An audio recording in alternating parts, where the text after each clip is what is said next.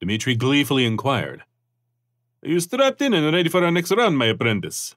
Oh, and what name have you chosen for your avatar? I named mine Grotto, after the hunting dog we had when I was a kid. You know how an animal you grew up with will remain in your mind? That was my old Grotto. We lived on a collective in Ukraine. He was our hunting and watchdog. Grotto had an episode one day because we woke up and found all 90 of our laying chickens slaughtered and dropped one by one from the chicken coop to the back door of the farmhouse. Never understood what prompted him to do that, nor what made him bite me in the face one afternoon shortly thereafter. I mean, there he was, snoozing in his favorite corner of the living room next to the household favorite chair, mostly because it was the only chair, and I just sat down to pet him. I must have disturbed him because he reached up with his mouth wide open, and the next thing I knew he sunk one of his canine teeth into my nose, and I started bleeding like a stuck pig.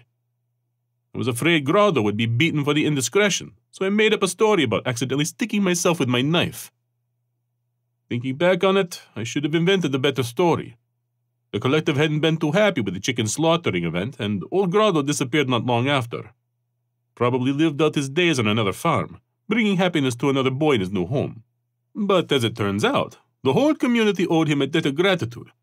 We enjoyed a special fried chicken dinner, which wouldn't have happened if old Grotto hadn't gone berserk.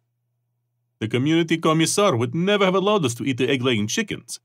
Once they were all dead, though, the elders argued that to let the meat go to waste was foolish. Sure, we got tired of chicken this and chicken that, but, boy, we ate well for a week. Of course, we starved after that because we had to make up the lost egg production.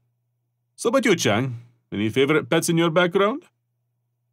The chairman, with a half-glazed look, slowly shook his head in disbelief at Dmitry's story, but finally responded. What a tender, heartfelt story from your childhood, Dmitry. I dare say that I am nothing as charming as a rabid pet dog operating as the Grim Reaper for a boyhood companion. But to humor you, let me just call my avatar Szechuan. Now, let's launch the Wheel of Misfortune and agree upon the gaming motif for the session, shall we?